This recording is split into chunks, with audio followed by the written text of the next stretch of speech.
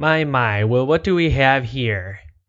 Hello, this episode I share my interview with Ann Heler of the Ferncare Free Clinic, a medical service in Ferndale, Michigan that offers free, non-emergency healthcare to adults. Also, we have good news, everyone, and a clip of David Sedaris. All that in this episode of Healthy Schmelthy. Yeah! Healthy Schmelthy. Yeah! Healthy Schmelthy. Yeah! Welcome to Healthy Schmelthy. I'm Rishi B., your public health master of ceremonies. Life can be hectic, but healthcare doesn't have to be. And that's why I created the fanciest, schmanciest public health podcast, Healthy Schmelthy, to demystify the perplexities of healthcare and wellness. You know, everyone, it's fall in America now. The leaves on the trees are taking magical colors. A hint of cold is in the air. The spice of pumpkin is in the drinks. And healthcare insurance plans are open for the purchase. You know, there's a lot of news right now about healthcare and government, but what gets lost in all that is, even despite the cost issues in healthcare, you're far more likely to be healthy if you have healthcare insurance than if you don't. That's why this episode I share my conversation with Ann Heler, board president of the Ferncare Free Clinic, which provides non-emergency medical care and healthcare consultation for uninsured adults, all for free. She details how many of Ferncare's patients don't realize the importance of having healthcare until it's too late. And some of that is due to cost and access obstacles, but some of that is also due to misinformation about how a person even gets healthcare. So that's coming up, but a quick note that all Healthy Schmelthy episodes are on rishibee.com. That's RISHIBEE.com. The episodes are on YouTube and the podcast catcher apps like Stitcher, Pocket Casts, and Apple Podcasts. You can also get updates at the Healthy Schmelthy Facebook page or by following me at RishiBH on Twitter. Alright, that interview is coming up in 2 winks of a hyena. But before we get started here, you know, I imagine many of you are wondering, hey, who in the flippin' Jehoshaphat is this Rishi B guy? Well, first off, Jehoshaphat is a pretty funny word, but you know, that's a fair question. How about I open up and let's say that we get to know each other a little bit here. How about I disclose myself and tell you a little bit about myself and give you a taste of the man behind the mic here. Alright, ladies and gentlemen, but mostly ladies, it's time for full disclosure.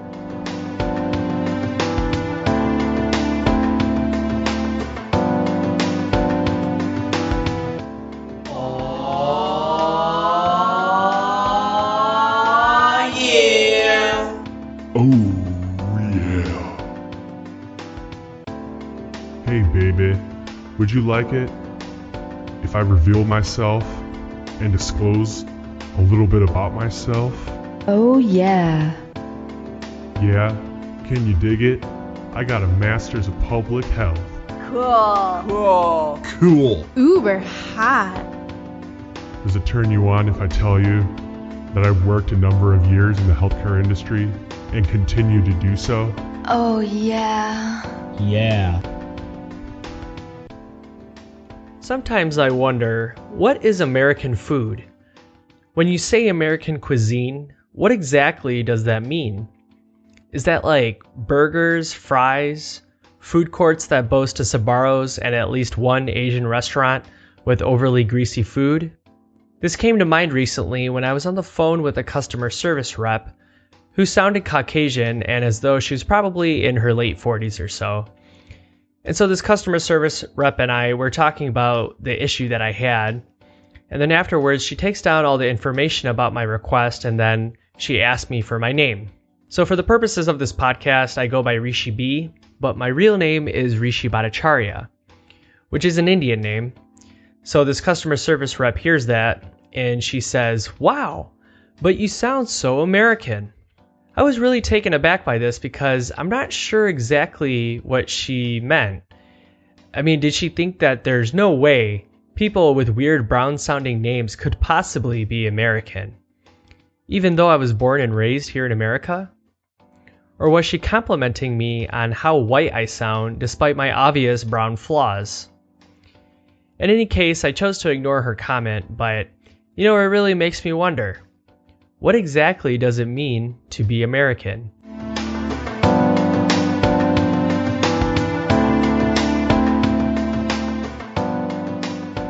Okay, before we get into the interview, doctors around the world have united to say we all need a dose of good news. Good news, everyone!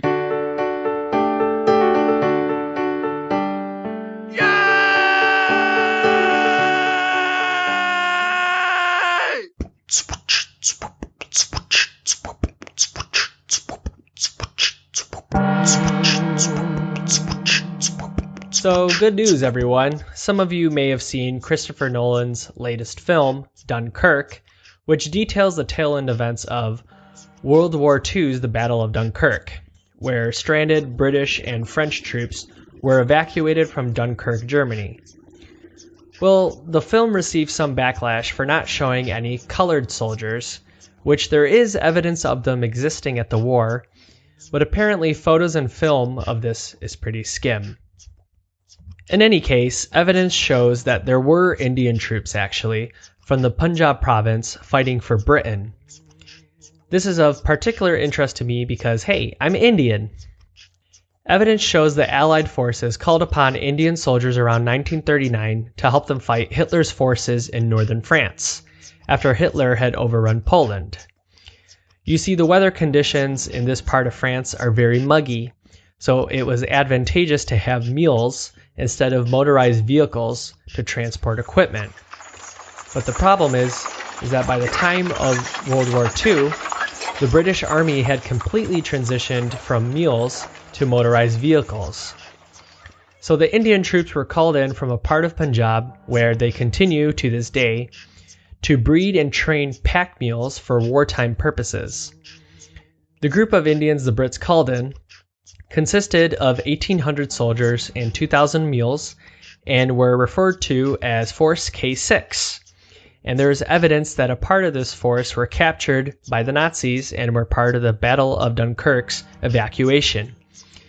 Years later, in the year 2000, the son of John Ashdown, who was a leader of the British's Royal Indian Services Corps, revealed that his father was ordered to ditch the Indian troops and to evacuate. John Ashdown disobeyed this order and managed to help all the Indian soldiers flee from Germany on one of the last British evacuation ships. Once they got to England, John Ashdown was court-martialed for disobeying the order. However, the court-martial was eventually thrown out. Because of the strategical benefits they provided at the Battle of Dunkirk, the British Army kept the evacuated Indians of the Force K6. They kept them around, and now their graves are spread throughout Wales and Scotland. So thank you, John Ashdown, for having some balls to stick by soldiers regardless of their skin tone. And as an American, thank you very much, Force K6, for your service in fighting Nazi assholes. For more on this story, go to rishib.com and see it under the show notes for this episode. Alright, without furthering any ado, here's my interview with the Ferncare Free Clinic's board president, Ann Heler.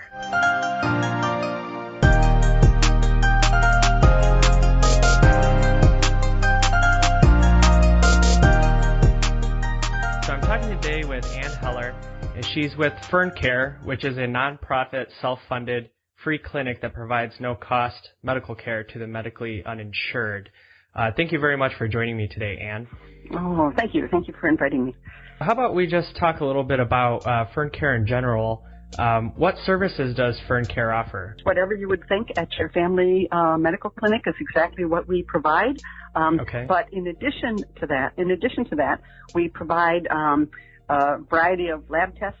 We dispense generic medications to our patients, and if our patients for some reason cannot use that and need to have a non-generic, we work with the patients and with a number of online agencies and companies to see if we can get the best price possible for them. Okay. We also run mental health services on a different day than we do medical services, acupuncture, and and massage. I almost forgot massage. Oh, really? Oh, okay. Interesting. So who's eligible to be a patient for these services? Anyone between the ages of 19 through 64 who has no health insurance of any kind. We don't care where they live, and we don't care how much money they make. They just have to be within that bracket, 19 through 64, because that's what our medical malpractice insurance covers. So, and that's it. That's the only thing. Okay. So the providers who are providing the services that you mentioned, are these providers who are part of more traditional healthcare systems who are doing pro bono service or something like that? Or how exactly does that work? Oh, exactly. And this is one of the best parts. I love talking about this part. Oh, good. All of our medical staff, and that goes from medical director to practitioners, meaning physician assistants, nurse practitioners, physicians, nurses, medical assistants, pharmacy staff, lab staff, the appointment desk staff, all are volunteers. Oh, Every single one. Yeah, we only have 3 paid staff at Ferncare, the office manager, the person who oversees all the insurance counseling, and that's a whole other thing that we can talk about, and of course the bookkeeper. Who else would we pay? But every other human is a volunteer. They're all currently employed. People here can be assured when they come to the clinic, the only people who will see you for medical issues are people who are licensed or certified by the state of Michigan. It's pretty amazing. I mean, these people work. All these people have degrees. All these people that are volunteer in this clinic work. So they come in, because our clinics are on Saturdays and Thursday evenings. So they come in on their off times because they know the need, because of course they work in traditional medical care, Mm-hmm. So they see the need and they come in. I mean, they're heroes. It's unbelievable. I am amazed every time they come in. Wonderful, wonderful people. I have many stories which make you so angry you can hardly bear it. But on the other hand, I also have twice as many stories that are wonderful. Do you know, for volunteering, they cannot even take off what their hourly pay would be. For volunteering, you know what they get? You can have mileage from your place of residence to the clinic and back. If you buy something specifically for the clinic, let's say like a new blood pressure cuff or something like that, you could deduct the cost of that item. Bingo. That's it. Deduct the mileage and then any supplies, but outside of that, they're donating their time. Absolutely. They sure are. It's all, no, there's no, a few clinics, have a paid staff, but but not, there's no free clinic that is run completely by paid staff. None. It's too expensive. Right. We don't we don't get insurance reimbursements, remember? Right. And no money from no federal money, at all. Every clinic you talk to will tell you about how they raise money, to keep their clinic going.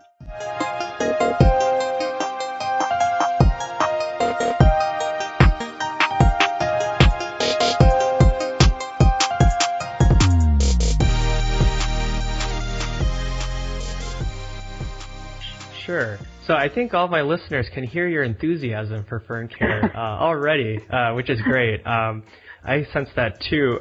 How about a little bit about yourself? Can you share with listeners how you got involved with Ferncare? Oh, yes, and this I hope you take this to heart, because I think everybody can do it.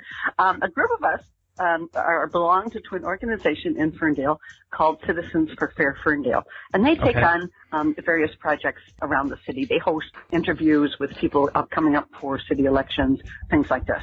Well, one of the things that they took on was a human rights ordinance. So in 2006, we passed a human rights ordinance, and a whole lot of us were involved in it. Well, now it's 2007, so there's 5 of us. This is the truth. 5 of us are sitting around talking about what should the next project be? What are we going to take on? What does it look like we can use? Thank heaven for small favors. 2 of the people that were sitting around are self-insured for health care. And Joni, and she loves me telling this story, so it's okay to tell this story. Joni was a little bit bored, so she's opening up her mail. She gets her bill for her health care insurance, and she said out loud, "What do people do who can't afford this?" And like in 2 minutes, we looked at each other and we said, you know what? We're going to start a free clinic.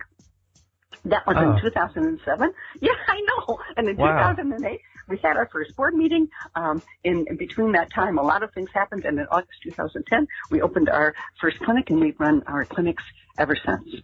Wow. Really. Okay. And not one of the five, not one of us had anything ever to do with healthcare. Because we're all politically active, between November and our first board meeting, we held open forums at a coffee shop. Where else would we hold these things? To ask them, and open to the whole community, to ask them, like, well, what do you think? You know, what do you think about having a free clinic in your city? Because, of course, there's a good chance free clinics don't raise property values, you know, because there's a prejudice about, and there's a lot of misinformation about who uses a free clinic and all that. And you know, what do you think about that? This is the time to tell us, you know, because we haven't invested yet a lot, into this idea.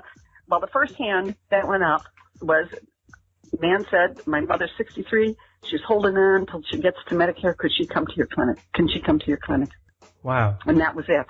That was it. We were embraced by the community, and we are, as we said, we're supported by individual donations and small grants, and that was the beginning. Yeah. Oh, that's really great. It's just unbelievable. And here we are. We're celebrating, because it's the 17th. Next month we celebrate 10 years of the birth of the idea, and in April we celebrate 10 years as an organization. Well, congratulations. Unbelievable. No, well, it just goes to show, you know, if you've got a project in mind, if there's something you're thinking about, you know, that you have a real strong feeling for, you know, I bet you can do something about it, you know, because we are certainly an example. Yeah. Sure. You know, just to relate to your story, that's how I started my podcast. Is I was talking with my friends, and, you know, this healthcare reform and all this stuff in politics has been going around for a while now. And I have a master's of public health, and I've worked in the healthcare industry a few years. So there's a lot of stuff that I picked up that I kind of thought my friends who aren't involved, you know, as involved in the healthcare industry, were learning as well. But it turns out that it's really difficult for information to kind of pass through that political media filter, you know, and so they just kind of, whatever they hear in the news is all they kind of get, you know, whatever the big blast of a tweet or something like that, whatever that's saying, that's all they kind of retain about healthcare. So I'm hoping this podcast kind of, you know, is able to pass some information through, especially about, you know, clinics such as yours. I think it's really important what you're doing. Thank you. So one thing that I kind of picked up on when you were telling the story of Ferncare's birth, it was immediately important that the clinic be nonprofit. Can you kind of expand a little bit on that? Why is that important to be nonprofit and self-funded?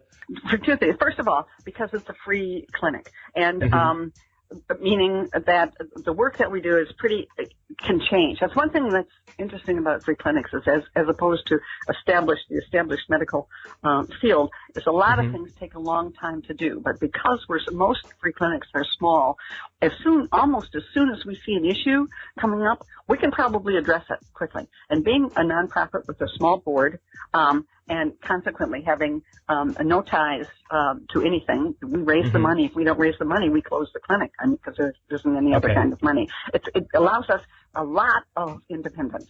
Sure. You know, and especially being community supported. Many free clinics have been begun and still run through houses of worship. That's very common because of their social missions. You know, that's very, very common. But we are not.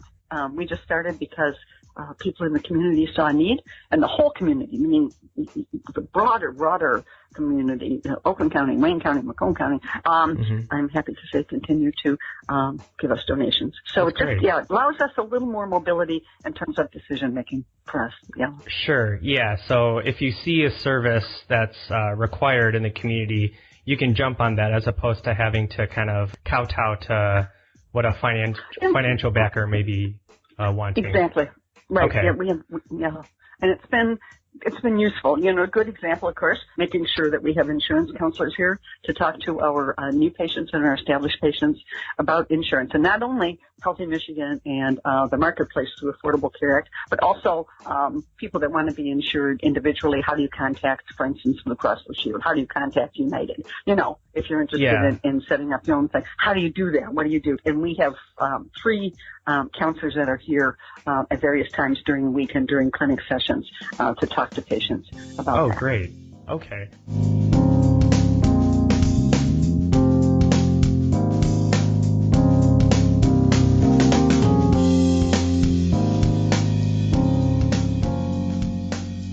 I'm so glad you brought that up, because that was the next topic I wanted to ask you about. Healthcare insurance, I think there's kind of a view that, because the healthcare reform stuff is kind of in flux, if I don't have healthcare insurance currently, then maybe I don't need it. Can you talk about the importance of having healthcare insurance and what impact that has on the uninsured who don't have that currently? Yes, healthcare insurance is vitally important. I would like to say that everybody knew but everything was going to happen in their life. It's not true. It's not true. I could walk out the door today and my car could be hit. Sure. I could have a headache, go to the doctor, and it's not a headache. It is a serious, serious disease. Many people come from families that have within their patterns genetic issues, like diabetes, hypertension, bizarre blood, all of these other kinds of things. Those, not one of the things that I mentioned can be handled for $1.25. Not one. Those are all expensive procedures. Okay, what if you just, what happens, you're playing soccer and you go and you break your leg and you go to emergency. With insurance, there's a good chance that you're not going to pay the whole cost. If you are uninsured, you're going to pay the whole cost one way or the other.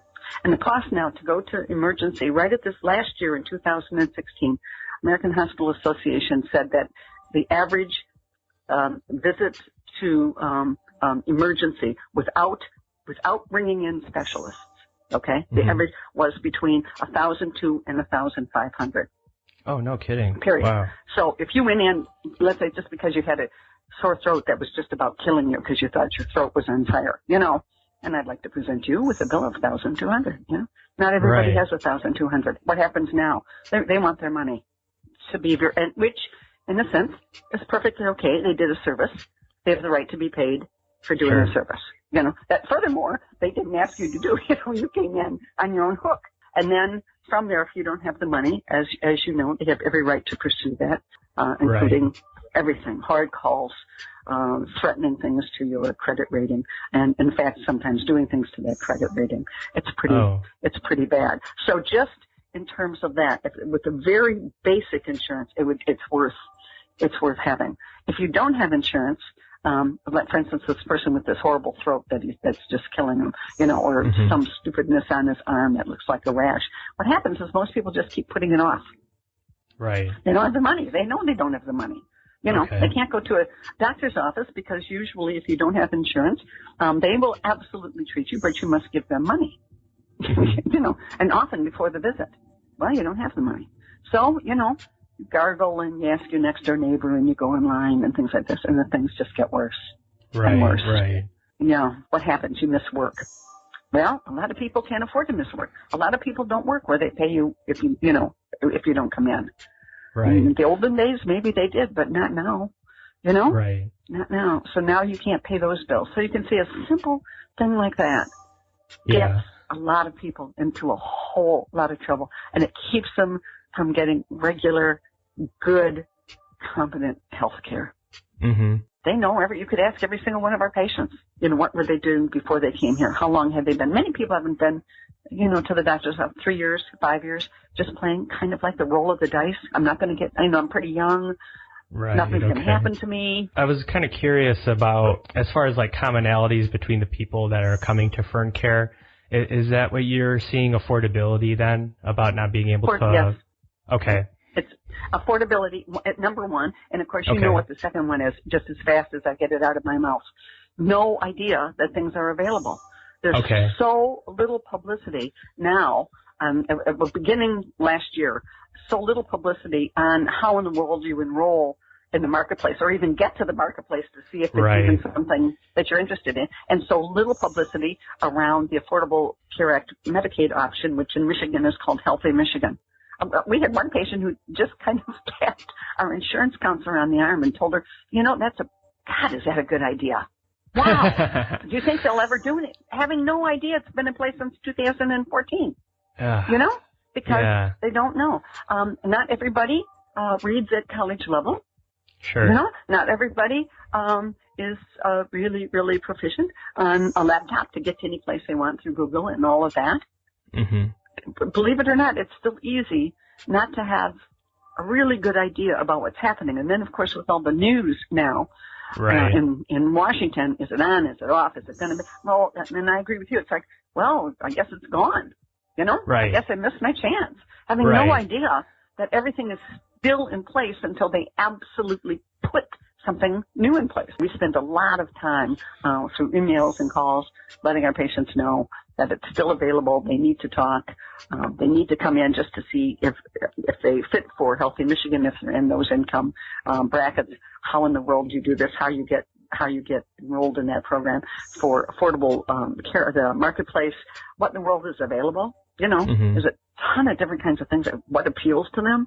What seems to make sense in their particular situation? That was never a question for me. Maybe that was part of my socioeconomic status privilege, if you will, that I always went to the doctor. That was never a question for me. I always had healthcare insurance, and but I'm glad that your clinic is providing not only the care but also the information. Yeah, we just keep doing it. That's what we do.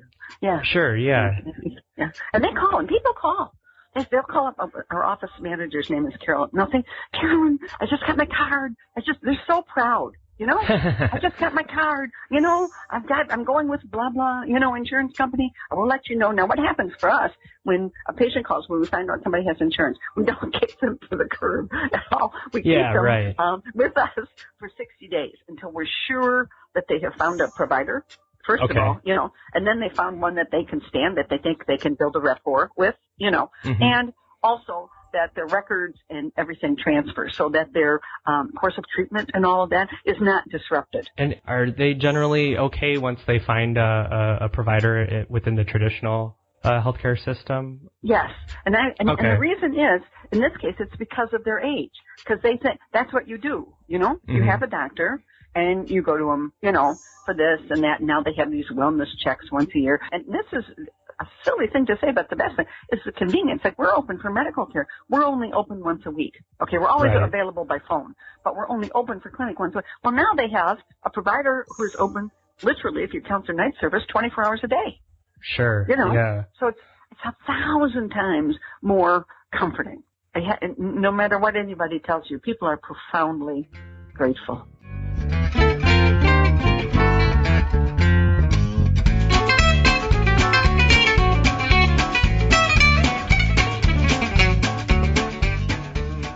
So I was kind of curious because I thought your insight would be particularly helpful. So if I were a legislator trying to make whatever the healthcare reform legislation will be, but I was working on that and asking you on your opinion on what would be important. It sounds like the subsidies would be important then for the Medicaid? Okay.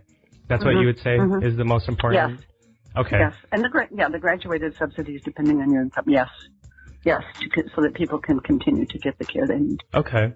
Outside of the subsidies, would you say that there's a particular area that the traditional healthcare system has kind of failed? Is there something that the healthcare system could do better to help these people get the care that they need, so not to have to rely on the Ferncare clinics around America? On the clinic, exactly. Yes. They need to do the two things that they started off and kind of at this current moment has kind of faltered.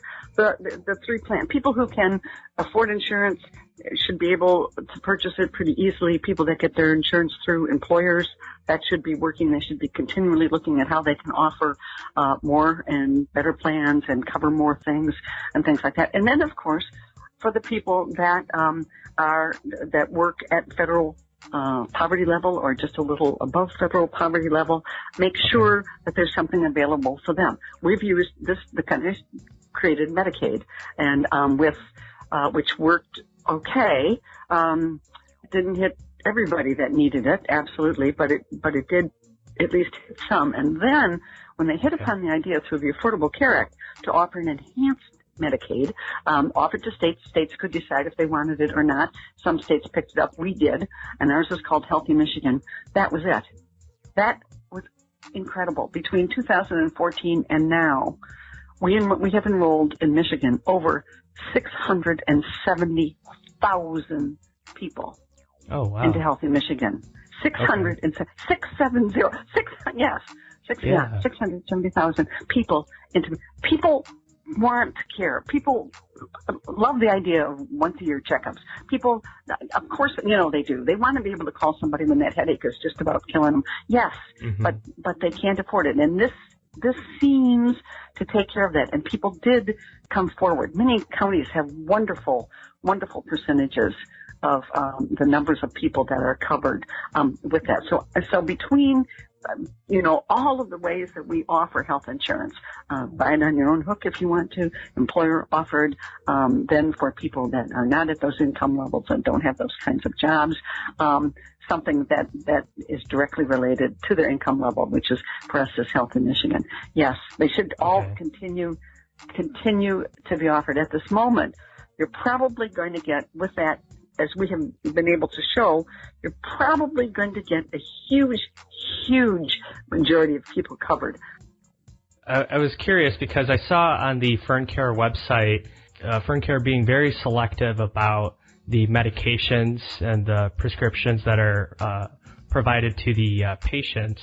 So, this opioid crisis has become kind of a big topic in the news. So I was wondering, what can the healthcare system do to prevent that? Should they also be very selective about the prescriptions that they're offering patients? Yes, 1,000 times. Yes. People are beginning to recognize, and even among the professions, is that the initial prescriptions for opiates, we need to cut down the amount of pills we give initially, because the patient can always call, let's say you have surgery and they give you something, because the surgery was pretty, intense, and there's obviously going to be healing and there's obviously going to be pain. But instead of giving them, this broad amount for 30 days or 60 days, cut it down and then have the person come in, talk about what's happening, just trying to help physicians and patients not have so many of these opiates out in the community. And since I don't think nobody had any idea at the beginning of this how addictive these drugs were and how quickly you become addictive. It's like, because we always think of that with street drugs, Nobody thought about that with real, white collar prescription drugs. No. You're supposed to help. You got them from your doc, Of course you should take them because he said 30 days, and we have to help physicians change that and it's okay for a patient to come in after 6 days instead of after 30 days and then talk about this prescription thing and make alterations as needed, keeping a closer eye on that. That will help a lot. And the second thing, which the DEA, to their great compliments all around to them, that they run their huge nationwide program, the Take Back Drugs, where they have worked with police stations across the country to set up collection receptacles for no longer used medication. So that when you finish a medication, or you're taken off the medication because it's no longer needed or it's not correct for you and things like that, you don't keep it around. You don't make it available to your animals or your pets or put it in the trash for the trash heap for the dogs or into the water system. You drop it off. You drop it off at your local police station in their receptacle so that it is destroyed appropriately. And I have to give them a plug. When you go in there to do that, there's no ID. You just go to looks like a mailbox. You just go and throw your drugs in there. We are also a collection site for no longer used medications because we had one to kind of act as a middleman, to help people just get these things out of their homes when they were no longer needed. So, but now, so what we see here, what's coming here now is gradually lessening because they're doing so much good publicity around, drop them off at the police station. Oh, that's good to hear that something's being done. I thought that maybe it was the particular drugs that are being offered, which I think is part of the issue, but sounds like the amount that's just that it's not needed, that so many drugs aren't needed to treat that one instance or, whatever the situation may be. Yeah, it's just, and that all, as you know, that's all, and that's, of course, what the medical profession, it's all one-on-one, just because you only needed 3, but I needed 15, Right. It's because we're humans, and we're all different. That's why we have docs, and that's why we keep talking, why we should continue to learn how to talk to our medical professionals that work with us, because we are different, Right. So I don't want that blank 30 thing. That might not fit for me.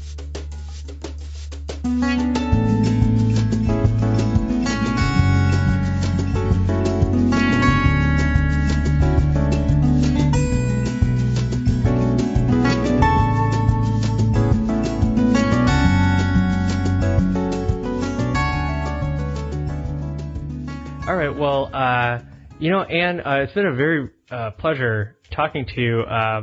You have such enthusiasm about this topic. I love that. Sometimes these problems in the healthcare system can seem so vast. So I was really hoping that you could kind of help solidify the issue a little bit, and I think my listeners would agree that you did that just now.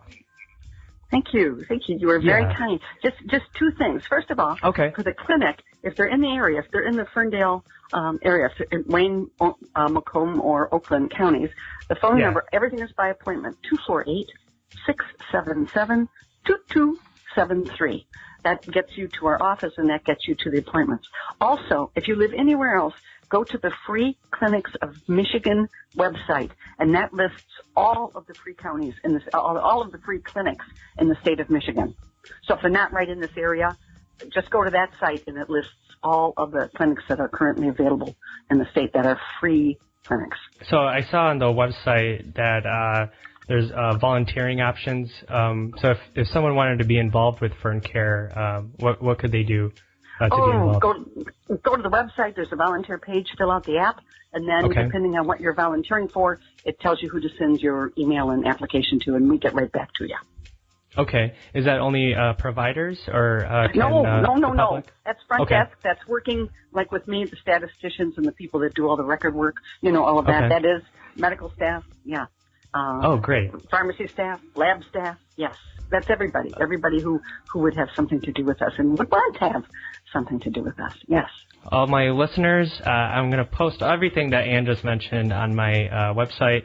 So if you want that information quickly, you can go there or go to Ferncare's website as well. Ferncare.org. FERNCARE.org.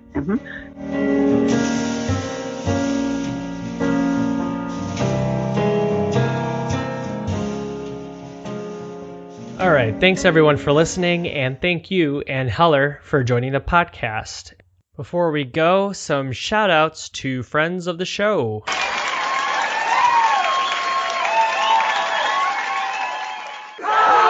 To get a shout-out, make sure you reach out to me or leave a comment at rishib.com on one of the episode comment forms, or write it into therishib@gmail.com.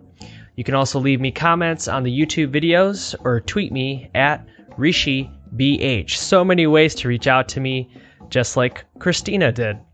Christina wrote in about the last episode. She wrote this on the Facebook page, the Healthy Schmelthy Facebook page. And she wrote that about my last episode, my interview about cash-only hospitals with Dr. Keith Smith. She said, "Good interview with Dr. Keith Smith. Glad there are options in America. Hope there is more competition that can bring prices down. Shout out to the host Rishi B for asking relevant questions and keeping the podcast interesting and informative." Wow, thank you very much for the compliment, Christina, and I'm glad you enjoyed the episode. And I'm glad you gave me a shout out. Wow, I never thought that by me giving people a shout out, someone would give me a shout out. That's so great. Everyone's shouting at each other. Getting back to Dr. Keith Smith, though, in the last episode, Dr. Keith Smith agreed to do this episode before I was very familiar with him personally. I just come across his name from an article that I read. But after I saw that he was very opinionated on the politics of healthcare. I was a little worried about how that might play on the podcast, but I tried to let him speak his mind without muddying his view with my own. But you know what? I'm open to changing the format of the podcast depending on what the listeners are wanting. What do you think? Should I be getting more political with the podcast? Would debate be interesting to listen to? Write in and let me know your thoughts. I also wanted to give an update. My lovely wife, Banafsa, and I are a couple weeks into owning our very own Squatty Potty. This is post my interview with the Squatty Potty CEO, Bobby Edwards. And the verdict is, we are loving it, I have to say. It is a much cleaner flush, and I can totally feel the impact on my bod. Highly recommend all my listeners picking one up, and this is an unsolicited promotion of the Squatty Potty. You can go pick that up at, I don't have all the places off the top of my head, but I think it's Target, Costco. You can go to squattypotty.com to find where you can pick one up for yourself. Okay, those are all the shoutouts for now. You can write in at therishib@gmail.com. Send me messages at the Healthy Schmelthy Facebook page or find comments forms at rishib.com for each episode. So taking us out today, I have an excerpt from David Sedaris' SantaLand Diaries, a compilation of writings he would eventually go to record for the podcast This American Life. Now, if you're unfamiliar, David Sedaris is an autobiographical writer, but instead of just writing and reciting events in his life, his books are almost as though his life is being recounted by a very good friend who's joking about the decisions that David Sedaris has made. I highly recommend reading his books or finding his appearances on This American Life, which can all be listened to from davidsedarisbooks.com. He has a new book out that just came out that's called Theft by Finding, which I have to buy myself. But you can pick that up at all the major book sources. Thank you all very much for listening, and that's a wrap.